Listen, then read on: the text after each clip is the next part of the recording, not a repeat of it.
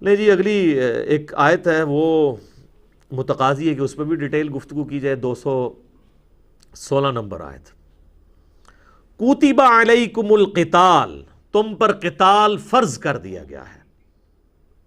وَهُوَ كُرْهٌ لَكُمْ، لیکن تم اسے ناپسند کرتے ہو. ظاہر ہے جان دینا کوئی آسان کام تو نہیں ہے.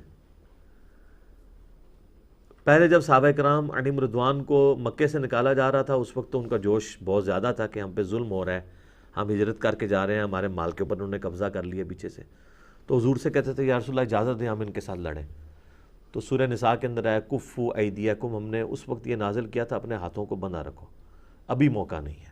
ورنہ وہ مختصر جماعت تھی، اللہ تعالیٰ ختم کروا دیتا اگر اللہ تعالیٰ کی مشیت میں ہوتا. قرآن حکیم میں یہ ٹاپک کئی جگہ آیا کہ اللہ نے کافروں کے ہاتھ تم سے روک کے رکھے، ورنہ تو تم بڑی مختصر جماعت ہے مکے میں، وہ تمہیں ختم بھی کر سکتے تھے. یہ تو ان کے دماغ میں آتا تھا کہ وہ مسلمانوں پہ ظلم کرتے تھے، ان کا بائیک آؤٹ کرتے تھے، 3 سال کے لیے شعب ابی طالب کے اندر رکھا. یہ ان کے دماغ میں نہیں آتا تھا کہ ان کو قتل کر دیں. ورنہ 125 مسلمان ہی تھے نا 13 سالہ زندگی میں. وہ ہجرت بھی کرنے کے لیے جب نکلے ہیں تو اس وقت بھی ایسا جو ان کو قتل نہیں کیا گیا. یہ ضرور ہے کہ ان کو ٹانٹ کیا گیا، ذہنی طور پہ اذیت دی گئی. وہ تو جب سارے چلے گئے نبی علیہ السلام پہ ضرور قاتلانہ حملے کی کوشش ہوئی تو آپ علیہ السلام حضرت ابوبکر صدیق کو لے کے نکلے اور سیدنا علی کو امانتیں واپس کرنے کے لیے اپنے بسترے پہ لٹا کے گئے. ادروائز وہ 13 سال میں آپ علیہ السلام کے کوئی ایک واقعہ بھی نہیں آپ کو ملے گا کہ انہوں نے کہیں حضور کو قتل کرنے کی سازش کی ہو یا آپ پہ کبھی قاتلانہ حملہ ہوا ہو. کو ایگزسٹ کر رہے تھے. ظاہر ہے وہ تھوڑا یہ بھی خیال کرتے تھے کہ ہم قریش ہیں، ایک دوسرے کی ہمیں خیال بھی رکھنا چاہیے، خاندانی وہ معاملہ بھی تھا. پھر بنو ہاشم ایک مضبوط قبیلہ تھا اور وہاں پہ دین سیکنڈ نمبر پہ آتا تھا. پہلا قبائلی معاملہ ہوتا تھا کہ اگر اس کے قبیلے کا بندہ مارا تو وہ دوسرے قبیلے والے بدلے لیں گے. تو اس لیے یہ ساری چیزیں تھیں. اللہ تعالیٰ نے وہ کتنی پروٹیکشن رکھی ہوئی تھی.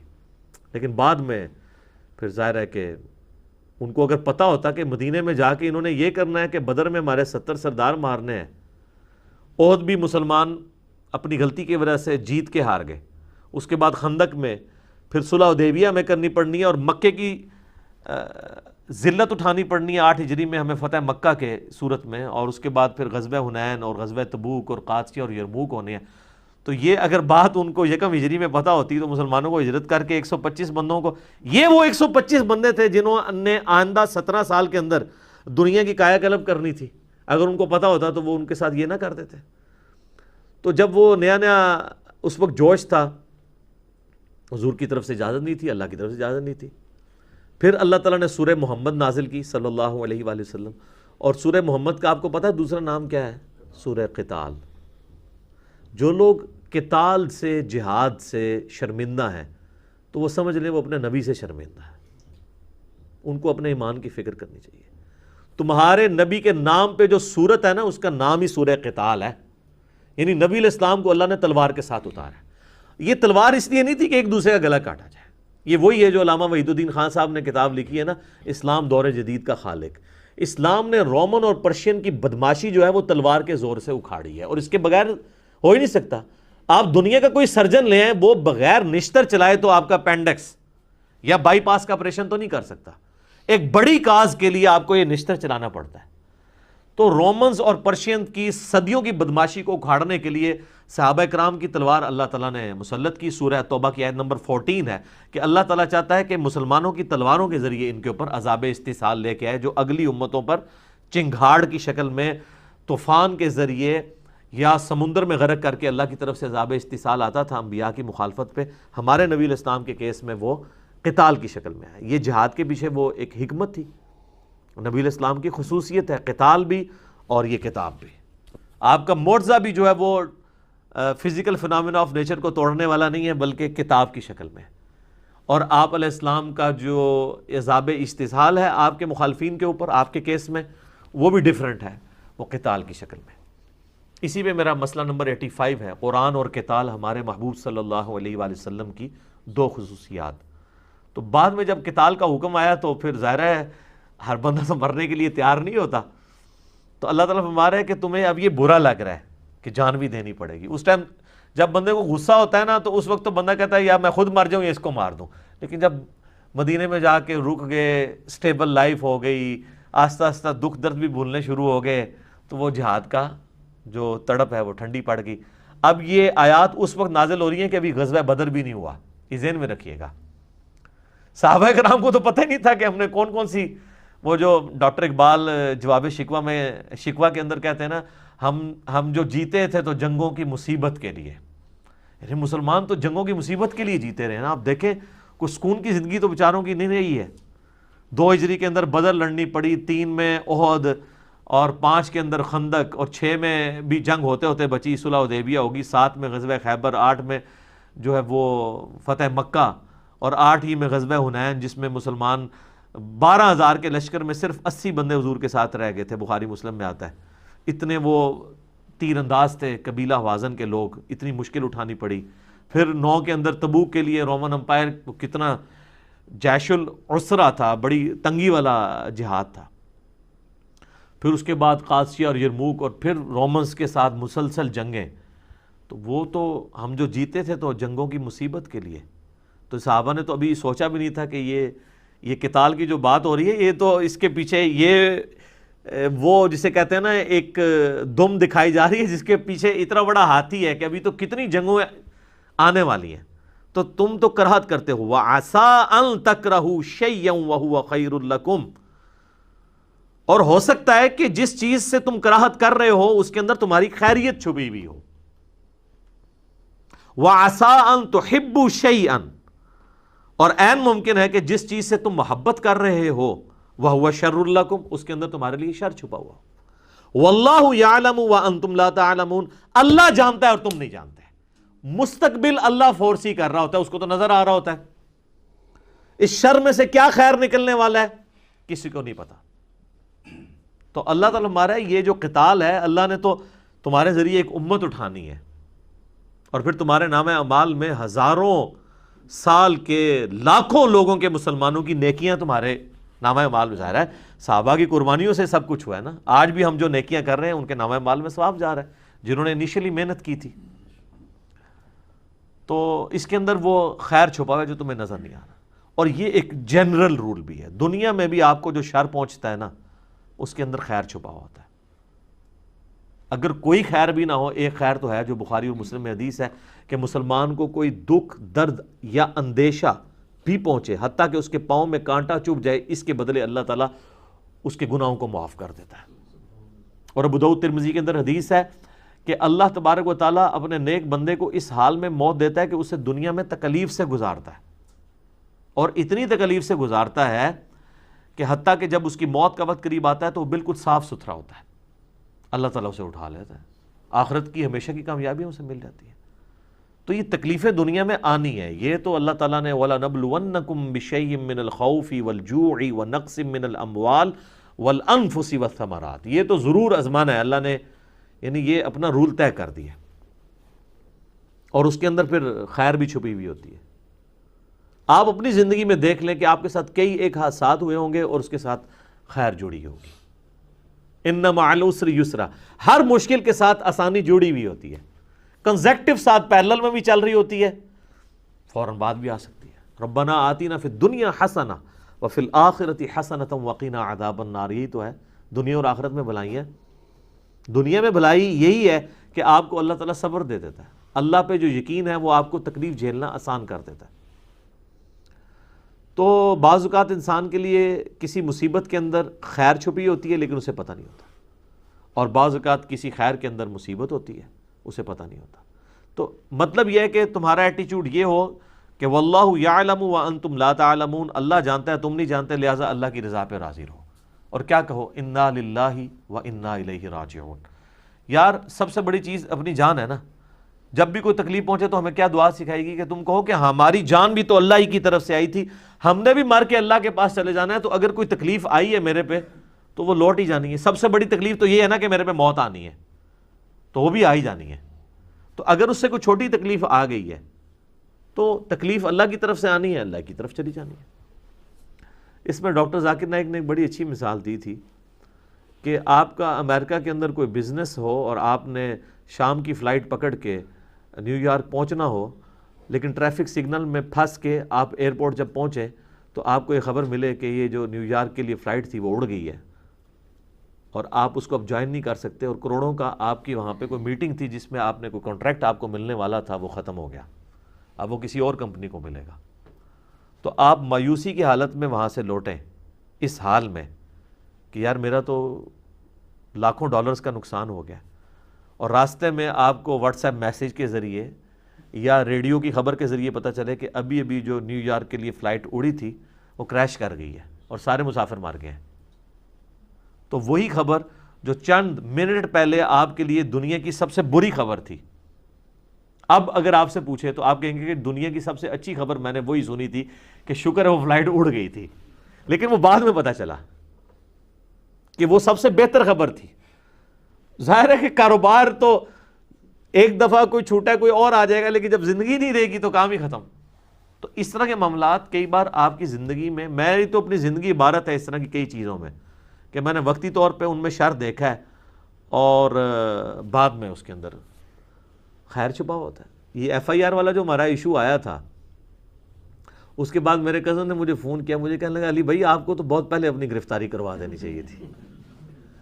تو ظاہر ہے کہ وہ ایک دعوت جو انٹرنیشنل لیول کے اوپر تو تھی، لیکن پھر مین سٹریم میڈیا کے اندر بھی وہ چیزیں دنیا کی بڑی اخباروں میں، چینلز میں چلنی شروع ہو گئی چیزیں، اور اس سے بڑھ کے اس کے بعد آپ دیکھیں ویکیپیڈیا نے پورا پیج بنا دیا ہے انجینئر محمد علی مرزا کے نام کے اوپر، حالانکہ یہ آپ اگر خود بنوانا چاہیں تو اس طرح نہیں بنتا، ان کا اپنا ایک کرائٹیریا انہوں نے خود بنایا، پورا اس میں تعارف لکھ دیا۔ تو کئی ایک چیزیں جو شر کے ساتھ جڑی ہوئی ہوتی ہیں خیر کی فارم میں نے بتایا نا، یہ ہماری اکیڈمی، یہ بھی ایک شر میں سے خیر نکلا۔ میں ایک اہل حدیث کی مسجد میں درس دیتا تھا، عثمان بھائی، عدنان بھائی کئی بار میرے پاس 2-3 بار آئے کہ جی وہ اکیڈمی میں اوپر جگہ، عدنان بھائی نے کہا خالی ہے آپ آ جائیں، تو میں انکار کرتا تھا، میرے دماغ میں نہیں تھا کہ یہ ہم نے یہ اسٹوڈیو ریکارڈنگز اور یہ سلسلہ، ہم تو یہ سمجھتے تھے ہم نے اپنے شہر میں قریبی لوگوں میں کام کرنا ہے، یہ تو پتہ ہی نہیں تھا کہ اللہ تعالیٰ نے اس دعوت کو چند سالوں میں کہاں سے کہاں پہنچانا ہے، تو میں ان کو انکار ہی کرتا تھا۔ پہلے عثمان بھائی مجھے کہتے رہے، ایک دن عدنان بھائی بھی آئے، اب بائی چانس کیا ہوا کہ وہاں پہ کوئی شرارت ہوئی تو ہمارا درس مسجد سے بند ہو گیا۔ وہ بند کیا ہوا، وہ شر تھا جس میں سے اتنا بڑا خیر نکلنا تھا۔ آپ سوچیں کہ اگر وہ درس بند نہ ہوتا تو میری دعوت وہی 40-50 بند، تو وہاں تو ویڈیو ریکارڈنگ بھی کوئی نہیں ہوتی تھی، ایفرٹ بھی وہی ہم پٹ کر رہے ہوتے تھے، تو اس شر میں سے خیر نکلا۔ تو پھر میں نے کہا ٹھیک ہے جی چلیں ہم یہاں پہ دعوت کا کام شروع کرتے ہیں۔ مستقبل میں آپ کو جا کے پتہ چلتا ہے کہ اچھا یہ اگر ایکٹیویٹی اس وقت نہ ہوئی ہوتی نا تو یہ کبھی بھی نہیں ہونا تھا، جبکہ اللہ تعالیٰ جب یہ کر رہا ہوتا ہے نا تو وہ اس کے لیے پریپیئر کروا رہا ہوتا ہے۔ غزوہ احد کے اندر جو کچھ ہوا ہے، واللہ اگر یہ نہ ہوتا تو صحابہ کرام کبھی قادسیہ اور یرموک جیت نہیں سکتے تھے۔ اس شر میں سے یہ خیر نکلا۔ حالانکہ اگر آپ دیکھیں تو اس میں نبی علیہ السلام کے ساتھ جو وحی کے ذریعے وعدہ کیا تھا وہ وعدہ سٹیک پہ لگا ہوا تھا۔ حضور علیہ السلام نے پہلے کہہ دیا تھا کہ اللہ نے مجھ سے وعدہ کیا کہ 5000 فرشتوں کے ذریعے تمہاری مدد کی جائے گی اور یہ جنگ تم جیتو گے، اور جنگ ہار گئے آپ۔ تو اللہ تعالیٰ نے پھر 60 آیات میں غزوہ احد کے اوپر کمنٹری کی ہے۔ ظاہر ہے لوگوں کے دل میں خیال آ رہا تھا کہ بے حضور تو ہمیں کہہ رہے ہیں جنگ جیتنی ہے، تو ہم تو بری طرح ہار گئے ہیں، مدینے کا کوئی گھر نہیں ہے جس کے اندر کوئی لاش نہ ہو، حتیٰ کہ منافقین باتیں کر رہے ہیں کہ جی ہم نے تو پہلے ہی منع کیا تھا یہ لوگ نہ جاتے نہ مارے جاتے، تو ہم تو پہلے کہہ رہے تھے کہ یہ جنگ تم لوگ ہارو گے۔ خود نبی علیہ السلام کی شہادت کی خبر مشہور ہو گئی، آپ کے 4 دانت شہید ہو گئے اور آپ بے ہوش ہو گئے، اس کی وجہ سے آپ کی وہ افواہ پھیل گئی آپ کے بارے میں، صحابہ کرام نے تلواریں پھینک دی، ظاہر ہے ان کا مورائل بالکل زیرو پہ آ گیا جو غزوہ بدر میں اتنا اوپر تھا۔ اوپر سے یہ بھی دل میں وسوسے بھی آتے ہوں گے کہ یار حضور نے تو وعدہ کیا تھا ہم جیتیں گے، یہ ہمارے ساتھ کیا ہو گیا؟ تو اللہ نے پھر 60 آیات کے اندر نا صحابہ کرام کو ڈانٹ پلائی کہ تم نے کیا کیا، حضور کی نافرمانی کی وجہ سے ہوا۔ لیکن آپ دیکھیں کہ نبی صلی اللہ علیہ وآلہ وسلم جب بات سٹارٹ کی ہے نا تو سب سے پہلے یہ دیکھیں ایک ٹیچر کا سٹائل ہوتا ہے،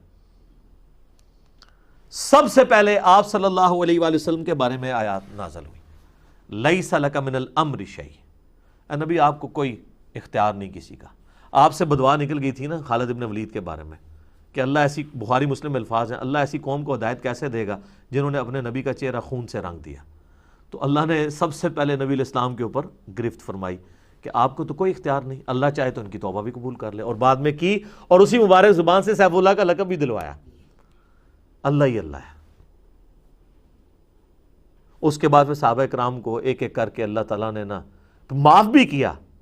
پھر حضور علیہ السلام کو بھی کہا کہ اتنی جو میں نے صحابہ کرام کے ساتھ گفتگو سخت کی ہے تو اس کا رزلٹ یہ نہ نکلے کہ اب آپ ان کو مشورے میں شامل کرنا چھوڑ دیں.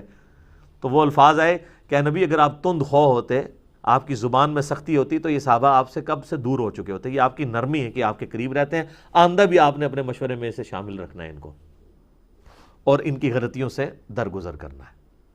اور پھر اللہ نے فرمایا کہ ہم نے فتح دے دی تھی اپنے نبی سے جو وعدہ کیا تھا, حتیٰ کہ تم نے ڈسپلن لوز کیا. وہ جو درے کے اوپر 50 لوگ تھے, صرف 15 رہ گئے, 35 نے مال غنیمت کے لیے وہ چھوڑ دیا, جو بخاری مسلم میں آتا ہے.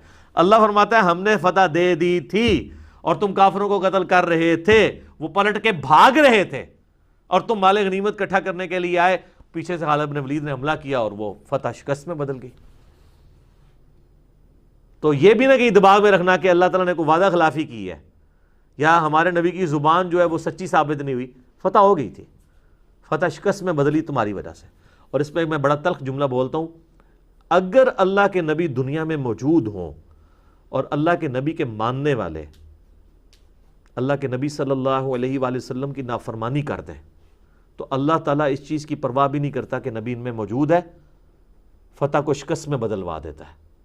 حتیٰ کہ وہ اس نبی کو بھی اس کی پلنٹی اس اعتبار سے بھگتنی پڑتی ہے اپنے ماننے والوں کی کہ ان کے بھی دانت شہید ہو جاتے ہیں. حضور کا کیا قصور تھا کہ ان کے دانت شہید ہوتے؟ آپ نے تو بخاری کے الفاظ ہیں, آپ نے ان درے والوں کو کہا تھا تم دیکھو نا کہ چیل کوے ہماری لاشیں اٹھا رہے ہیں, تب بھی تم نے درہ نہیں چھوڑنا.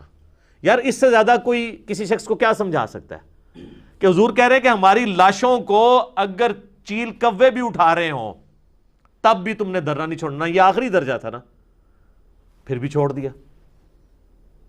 حضور کی موجودگی میں اگر لوگ نافرمانی کریں تو حضور کی دعاؤں کا حصہ, آپ کے وجود کی برکت کا حصہ امتیوں کو نہیں ملتا کیونکہ نافرمانی کی. تو سر آج تو رسول اللہ ہمیں موجود بھی نہیں ہے. آج اگر امت نافرمانی کرے تو کس زوم میں بیٹھی ہوئی ہے کہ کچھ بھی ہیں تیرے محبوب کی امت سے ہیں, تو اللہ تعالیٰ جو ہے وہ لحاظ کرے گا. اللہ کے اپنے رولز ہیں, وہ اپنے رولز کے مطابق چلتا ہے, کیونکہ اللہ کا کوئی رشتہ دار نہیں ہے. کسی نبی کی بھی اللہ کے ساتھ کوئی رشتہ داری نہیں ہے. حضرت یونس علیہ السلام سے مسئلہ مس ہینڈل ہوا تھا نا, تو سب سے زیادہ اگر کوئی قریبی ہو سکتا ہے تو پیغمبر ہو سکتا ہے نا. تو اللہ تعالیٰ نے فرمایا قرآن میں کہ وہ جب وہاں سے نکلا اس نے گمان کیا کہ ہم اس کے اوپر گرفت نہیں کریں گے.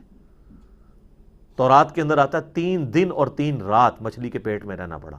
قرآن میں تو صرف اس واقعے کا ذکر ہے نا کہ مچھلی کے پیٹ میں رہے, اور وہاں پہ ہمیں پکارا لا الہ الا انت سبحانک انی کنت من الظالمین. لیکن تورات میں وہ ڈیوریشن بھی آئی ہے 3 دن اور 3 رات. سر آپ 1 دن اور 1 رات اندھیرے کے اندر کبھی گزار کے اکیلے دیکھیں, اور پھر مچھلی کے پیٹ کے اندر جہاں پہ تعفن بھی ہو اور یہ بھی امید نہ ہو کہ پتہ نہیں میں نے زندہ بچنا ہے نہیں بچنا, کیا بننا ہے میرے ساتھ. یہ بہت بڑی ایک تکلیف دہ چیز ہے. تو اللہ تعالیٰ کا کوئی رشتہ دار نہیں ہے. اللہ تعالیٰ اپنے معاملات کے اندر بالکل کلیئر ہے.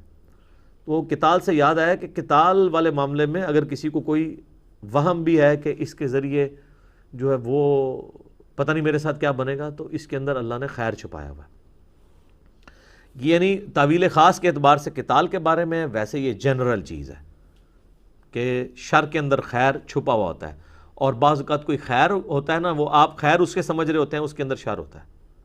یہ کتنے لوگ ہیں وہ بڑے خوش ہوتے ہیں حرام کے ذریعے کمال کے, کہتے ہیں اللہ کا بڑا فضل ہے, لیکن وہ فضل نہیں ہوتا, اس کے اندر شر چھپا ہوا ہوتا ہے.